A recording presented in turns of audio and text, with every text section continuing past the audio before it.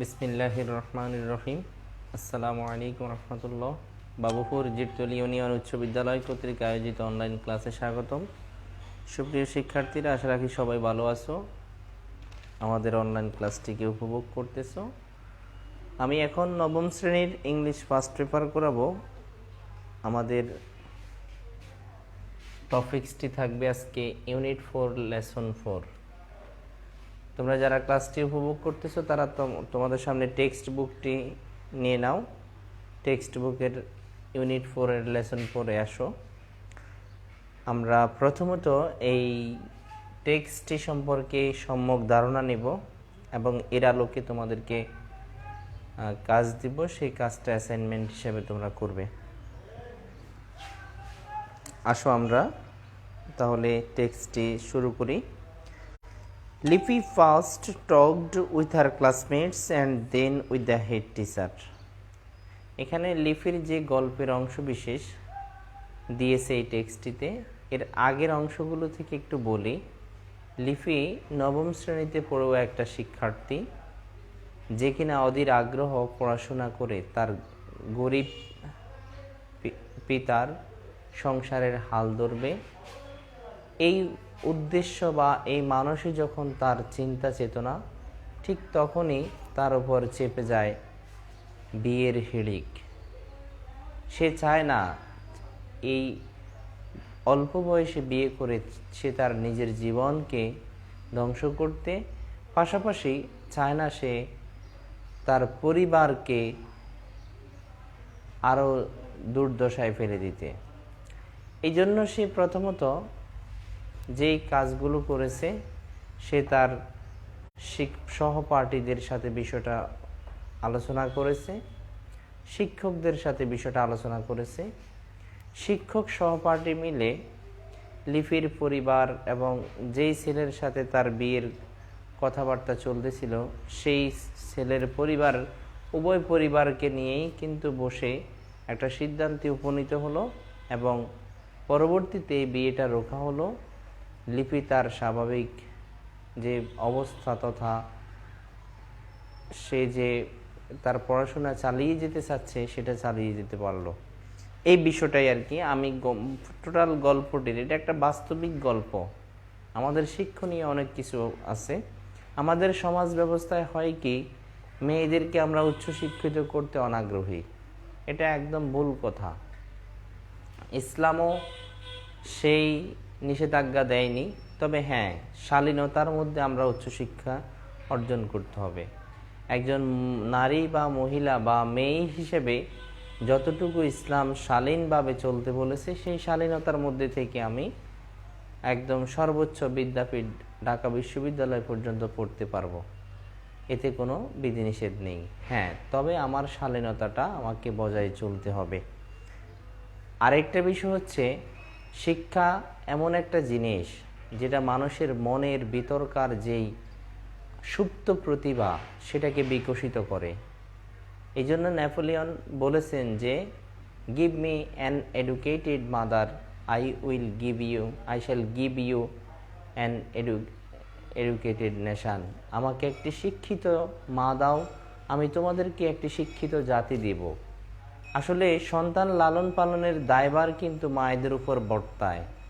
এই জন্য একজন মা সুশিক্ষিত বা উচ্চশিক্ষিত হলে ওই সন্তান কখনো কুশিক্ষা বা অপশিক্ষা বা অশিক্ষিত হয় না। এই জন্যই মায়েদের ভূমিকা সর্বাধিক।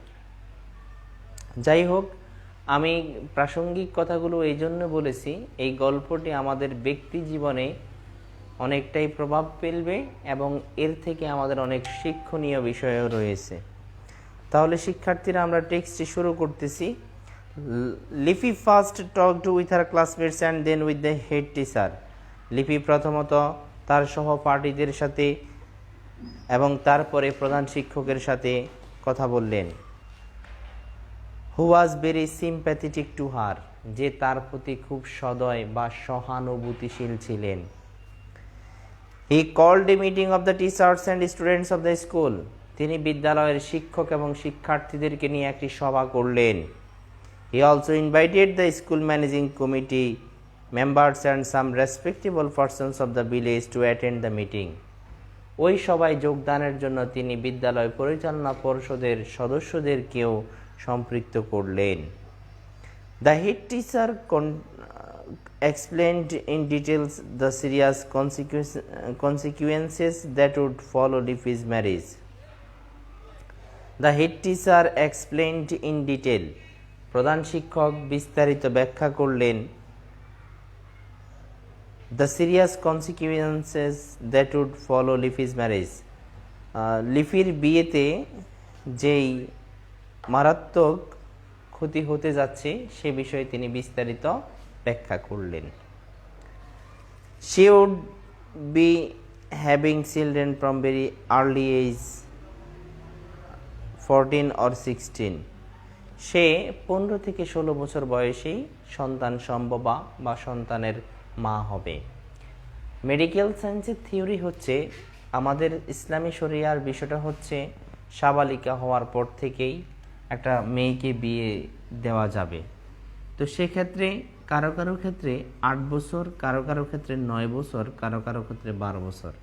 এটা according to the law of Islam, ইসলামের নিয়ম অনুসারে, according to the law of Islam, ইসলামের নিয়ম অনুসারে হচ্ছে বালিকা হতে হবে বিয়ের জন্য তাকে, টু দ্য ল অফ ইসলাম, এটা ইসলামের আইন অনুসারে। কিন্তু কেন আমাদের বাংলাদেশে কেন করা হয়েছে 18 বছর মেয়েদের বয়স ন্যূনতম? এর লজিক্যাল বা সায়েন্টিফিক্যাল, যৌক্তিক বা বৈজ্ঞানিক যে কারণ সেটা হচ্ছে একটা মেয়ের ফিজিক্যাল গ্রোথ, শারীরিক বৃদ্ধিটা 18 বছর বয়সে গিয়ে পূর্ণতা পায়। আর যখন সে শারীরিক পূর্ণতা পাবে তখন সে সন্তান গর্ভে ধারণ করতে তার শারীরিক কোনো অসুবিধা হবে না।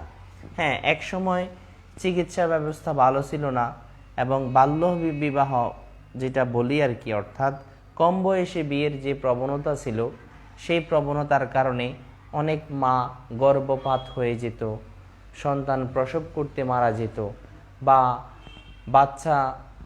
সুস্থ বাচ্চা প্রসব করতে পারতো না, এই প্রতিবন্ধী হতো, এই জাতীয় অনেকগুলো সমস্যা হতো। হয়তো বাচ্চা প্রসব হয়েছে, মা মারা গিয়েছে, এই বিষয়গুলো কিন্তু হতো।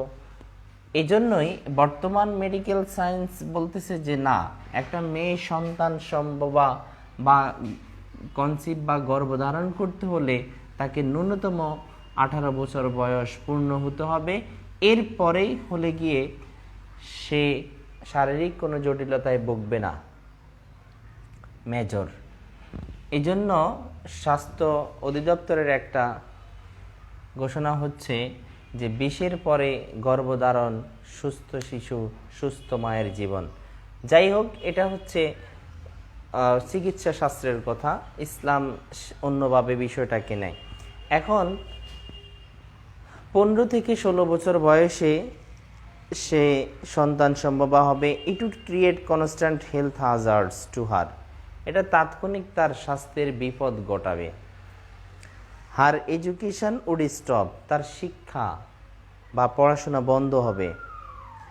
অন টপ অফ অল, সবচেয়ে বড় যে বিষয়টা, her marriage against her will might shatter her future dream, তার বিয়েটা, তার ইচ্ছার বিরুদ্ধে তার বিয়েটা তার ভবিষ্যৎ স্বপ্নকে চিরতরেই ডেকে ফেলবে। শাটার শব্দের অর্থ হচ্ছে কোনো জিনিসকে আবদ্ধ করে ফেলা, ডেকে ফেলা। তাহলে এই বিয়েটা তার যে একটা স্বপ্ন ছিল যে তার গরিব পিতাকে শিক্ষা অর্জন করে ভালো একটা চাকরি নিয়ে তার পিতাকে আর্থিকভাবে সচ্ছলতায় আনার চেষ্টা করবে, তার যে সুদূর প্রসারী সেই স্বপ্নটি, সেটি অঙ্কুরেই বিনষ্ট হয়ে যাবে। এই জন্যই অ্যাট ওয়ান স্টেজ, এক পর্যায়ে তারা মিয়াজ ফাদার স্টুড আপ, তারা মিয়ার পিতা দাঁড়িয়ে গেলেন অ্যান্ড ট্রাইড টু আর্গু, এবং তর্ক করতে শুরু করলেন। হুইজ তারা মিয়া, একটু অ্যাড করে নিই। তারা মিয়া হচ্ছে লিপির সাথে যেই ছেলেটির বিয়ের কথাবার্তা চলতেছিল সে হচ্ছে তারা মিয়া। আর তারা মিয়ার পিতা কিন্তু যখন হেড স্যার বিভিন্ন যুক্তি খণ্ডাচ্ছেন সেই যুক্তিগুলোর অ্যাগেনস্টে বিপরীতে বা বিপক্ষে দাঁড়িয়ে গেলেন যে এবং তর্ক করতে শুরু করলেন। You are all making mistakes, Lipi would be very happy if she got married with Tara Mia. আপনারা সবাই ভুল করতেছেন। কে বলতেছে? তারা মিয়ার পিতা বলতেছে। Lipi would be very happy if she got married with Tara Mia. লিপি খুব সুখী হবে যদি সে তারা মিয়ার সাথে বিয়ে বসে বা তারা মিয়ার সাথে বিয়ে বন্ধনে আবদ্ধ হয়। হ্যাঁ, she would have everything, money, clothes, home and status in the society. তার অর্থ, জামা কাপড়, বাড়ি এবং সামাজিক একটা মর্যাদাও হবে। কে বলতেছে? এই কথাগুলো যুক্তি দিচ্ছে তারা মিয়ার বাবা, অর্থাৎ লিপির সাথে সম্ভাব্য যার বিয়ের কথাবার্তা হচ্ছে। Why are you trying to deprive her of this opportunity? কেন আপনারা তাকে এই সুযোগগুলো থেকে বঞ্চিত করতেছেন? এটা আসলে তাকে সুযোগ দেয়া না, এটা প্রলুব্ধ করা, এবং এই প্রলুব্ধ করে তাকে তার ভবিষ্যৎ স্বপ্নটিকে নস্যাৎ করাই হচ্ছে তারা মিয়ার পিতার পায়তারা। বাট নো, কিন্তু না, the big majority who attended the meeting supported the head teacher. যারা সবাই অংশগ্রহণ করছেন এদের অধিকাংশই বলে উঠলেন, না, তুমি যেটা বলতেছো সেটা হবে না। Lipi's marriage was called off. লিপির বিয়েটা বন্ধ হয়ে গেল। কল্ড অফ এটা একটা ফ্রেজাল ভার্ব তথা ভার্বাল ফ্রেজ। হ্যাঁ, বন্ধ হয়ে গেল, লিপির বিয়েটা বন্ধ হয়ে গেল। She is now studying at Carmichael college, Rangpur. সে রংপুরের কারমাইকেল কলেজে পড়তেছে। তাহলে যদি সে ক্লাস 9-এ পড়ুয়া অবস্থায় তার বিয়ে হয়ে যেত, সে এখন 2-3টা সন্তানের মাও হয়ে যেত এতদিনে। হ্যাঁ, সংসার নিয়ে থাকতে হতো, সংসারে বিষয়ে অনভিজ্ঞতা থাকার কারণে সাংসারিক কলহ হতো, হয়তো এক পর্যায়ে যাইতো তারা মিয়ার সাথে তার বয়সের যে পার্থক্য বা ব্যবধান, সেই ব্যবধানের কারণে একসময় হয়তো ডিভোর্স বা তালাকও হয়ে যেত। এতে করে হতো কি, ওই মেয়েটার জীবনটা পুরোটাই বরবাদ হয়ে যেত। আর সে এখন কারমাইকেল কলেজের, রংপুর কারমাইকেল কলেজে পড়াশোনা করতেছে। তাহলে এই যে বিষয়গুলো, এটা একটা সামাজিক দায়িত্ব। আমাদের সমাজে এমন অনেক ঘটে যাওয়া ঘটনাগুলো যেটা আমরা প্রত্যক্ষ করি, কিন্তু আমরা এগিয়ে আসি না এবং এগুলোকে প্রতিরোধ করার মতো মন মানসিকতাও রাখি না। একজনে বিপদে পড়ছে তো 10 জনে এগিয়ে আসলে একজনের বিপদটা সহজ হয়ে যায়, কিন্তু সামাজিক অবক্ষয়ের কারণে আমরা যে বিপদে পড়ছে তার বিপদটাকে আরও চাপিয়ে বাড়িয়ে দেওয়ার জন্য আমরা চেষ্টা করি। এগুলো আমাদের বিবেক বহির্ভূত কাজ, এগুলো আমাদের মনুষ্যহীনতা কাজ। আর তোমাদের এই টেক্সটটি এই জন্যই অ্যাসাইনমেন্টে তোমরা দেখতে পেয়েছো, ইউনিট 4-এর লেসন 4-এর যে গল্পটি সেটি দেয়া হয়েছে। এর আলোকে তোমাদেরকে অ্যাসাইনমেন্ট করতে হবে। একটা গল্প দেয়া হয়েছে যেটা নীলা নামে। বিষয়টা আমি বলে দিই, নিচ থেকেই করতে হবে তোমাদেরকে। গল্পটা ভালো করে পড়ে বুঝবে, দেন তোমরা এটা অ্যান্সার করার চেষ্টা করবে। নীলা, a young girl of 14, is a student of class 9 of Noapara girls high school. Noapara বালিকা উচ্চ বিদ্যালয়ের 9ম শ্রেণীর 14 বছর বয়সী 9ম শ্রেণীর ছাত্রী। She was a poor girl but had an aspiration to help her family for a better life. সে একজন গরিব ছাত্রী, কিন্তু তার আকাঙ্ক্ষা রয়েছে তার ফ্যামিলিকে একটি ভালো জীবন বা ভালোভাবে চালানোর জন্য। On her way to school, তার বিদ্যালয়ে যাওয়ার পথেই, a boy named Alam used to tease her very often. Alam নামের একজন ছেলে তাকে প্রায়ই বিরক্ত করার চেষ্টা করে। But she didn't get frustrated, কিন্তু সে হতাশ হতো না, রেদার বরং সে কি করত। এই গল্পটি তুমি খুব ভালোভাবে বুঝতে পারলে এখানকার পরবর্তী যে কথাগুলো, সেই কথাগুলো নিজ থেকে লিখবে। এতে করে তোমার আইকিউ ডেভেলপ হবে। আমরা সৃজনশীল ক্রিয়েটিভ এই স্টেজে এসে যদি এখনও মান্দাত্তার আমলের সেই মুখস্থ নির্ভরতায় থেকে যাই, তাহলে আমার কি লাভ হবে? একটা জিনিস হচ্ছে কি, না বুঝে মুখস্থ করলে প্রতিভাটা বিকশিত না হয়ে ধ্বংস হয়। সুতরাং আমরা এই অভ্যাসগুলোকে প্রতিহত করব, পরিহার করব। আর অবশ্যই অ্যাসাইনমেন্টগুলোকে আমি গত ক্লাসেও বলছিলাম যে অ্যাসাইনমেন্টটা হচ্ছে নির্ধারিত কাজ, এবং এটা যেহেতু ফার্স্ট পেনকে বোঝাবে না, আমরা অবশ্যই আমাদের যে খাতাটা আছে খাতার বাম পাশে আমরা 1 ইঞ্চি পরিমাণ মার্জিন টানবো আর উপরে 1.5 ইঞ্চি পরিমাণ। লেখাগুলো লেখার সময় বাম পাশে যেখানে শুরু করব ডান পাশে সেম জায়গায় শুরু করব। একটা ওয়ার্ড থেকে, একটা শব্দ থেকে একটা শব্দের দূরত্বতে মাঝখানে হাইপেন সমপরিমাণ দূরত্ব বজায় রাখতে হবে। একটা লাইন থেকে একটা লাইনের দূরত্ব মাঝখানে 1 লাইন লেখার মতো জায়গা রাখতে হবে। আমরা সর্বনিম্ন 12 লাইন, সর্বোচ্চ 15 লাইন লিখবো একটা পেজে। এগুলো হচ্ছে লেখার স্ট্যান্ডার্ড। আসলে তুমি স্টুডেন্ট কেমন, মেধাবী না দুর্বল, অথবা তুমি সুন্দর না কুৎসিত, এটা অ্যাসেস করে কোনো এক্সামিনার তোমাকে মার্কস দেবে না। তোমার খাতার মধ্যে যেটা থাকবে, যেটাকে আমরা আমলনামা বলে থাকি, আমলনামা যেটা হবে সেই অনুযায়ী কিন্তু তোমার মার্কস পাবে। সুতরাং এখানে সর্বোচ্চটা ফুটিয়ে তুলবে। তুমি কেমন সেটা আমার যাচাই করার বিষয় না, কিন্তু তুমি তোমার সর্বোচ্চটা এখানে তুলে ধরবে, তাতে করে আমি বুঝতে পারবো যে তুমি ভালো কিছু দেওয়ার করার চেষ্টা করেছো। আশা রাখি তোমরা প্যাসেজটি বুঝতে পেরেছো। আর এই প্যাসেজটি ভালো করে বুঝতে পারলে তোমাদের যে অ্যাসাইনমেন্টটা, সেই অ্যাসাইনমেন্টটা কমপ্লিট করতে পারবে। আর নিজের ক্রিয়েটিভিটি তৈরি করবা, নিজে ইংলিশ লেখার তৈরি করবা। এটা কেন হচ্ছে না? ক্লাস 9-এর স্টুডেন্টগুলো কেন এখনও তোমরা নিজ থেকে 2-4টা বাক্য লিখতে পারতেছো না? ইংলিশ মিডিয়ামে পড়বা ক্লাস 1, 2, 3 স্টুডেন্টগুলো যেখানে থ্রোলি ইংলিশে স্পিকিং করতেছে, সেখানে কেন তোমরা ইংরেজিতে 2-4টা বাক্য লিখতে পারবা না? কেন তোমরা পিছিয়ে থাকবে? এই আধুনিকতার ছোঁয়ায়, এই মডারেট এই যে এসে যদি তোমরা এখনও স্বাভাবিক থেকে যাও, গ্রামে হয়েছে কি হয়েছে? গ্রাম থেকে কি ভালো অবস্থানে যাচ্ছে না? তোমরা হয়তো জানো না, গত কয়েক বছর যাবৎ ঢাকা বিশ্ববিদ্যালয় এবং ঢাকা মেডিকেল কলেজের যারা প্রথম সারির স্টুডেন্ট হচ্ছে, তারা সেই উত্তরবঙ্গের, যেখানের মানুষ গাধার মতো পরিশ্রম করে, ওখানকার একজন মানুষ যে পরিশ্রম করে, আমাদের এখানকার 10 জনের সে পরিশ্রম করতে পারবে না।